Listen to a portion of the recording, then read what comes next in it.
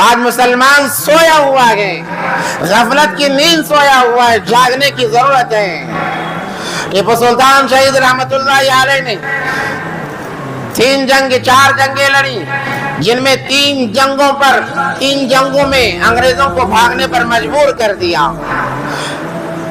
وہ ایسی جنگیں تھی کہ انگریز کے دل کے اندر وحشت بیٹھ گئی، دہشت بیٹھ گئی، ایسی دہشت تھی۔ مورخین نے لکھا ہے انگریز کو اگر اپنے بچوں کو ڈرانا ہوتا تو یوں کہہ کر ڈراتے کہ جلدی سو جاؤ ورنہ ٹیپو آ جائے گا۔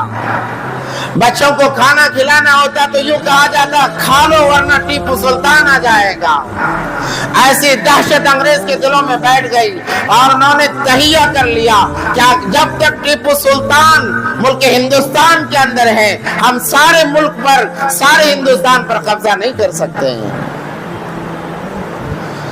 چونکہ منافقین کا دورہ روز اول سے شروع ہوتا چلا آ رہا ہے، نبی علیہ السلام کے زمانے سے ہی مدینہ المنورہ میں جو ان کا سلسلہ چلا، عبداللہ ابن ابی کے نام سے قیامت تک چلتا رہے گا یہ سلسلہ۔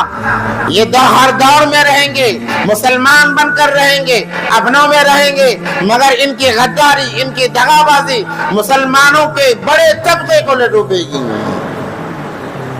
پھر ایسا ہی ہوا جب آخری جنگ 1799 کے اندر لڑی گئی، میر صادق نے غداری دکھائی۔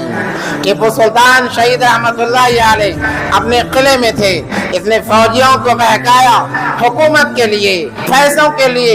میر جعفر نے بھی جو غداری کی حکومت کے لیے، روپیے سکے کے لیے، 2 کوڑی کے لیے، یہ بک گئے منافقین، جس کی وجہ سے شہر میسور ٹیپو سلطان شہید رحمت اللہ علیہ بھی اس دار فانی سے ہمیشہ کے لیے چلے گئے۔ انگریز کو ہمت ہوئی جب ان کی شہادت ہوئی، انگریز کا سپہ سالار ان کی میت پر کھڑے ہو کر کہتا ہے کہ آج سے یہ ملک ہندوستان ہمارا ہے، کسی کے اندر یہ جرأت نہیں ہے کہ ہندوستان کے لیے لڑے۔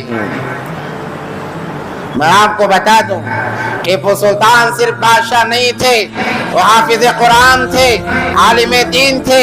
کئی کتابیں انہوں نے لکھی ہیں، کئی کتابیں ان کی ہیں، ہر زبان پر مہارت حاصل تھی، اردو پر مہارت، عربی پر مہارت، فارسی پر مہارت، کنڑا زبان پر مہارت، کئی زبانیں وہ جانتے تھے، سب سے بڑے عالم۔ ان کی تاریخ میں لکھا ہے جب سے انہوں نے ہوش سنبھالا ہے اپنی آخری سانس تک ایک نماز بھی انہوں نے قضا نہیں کی ہے۔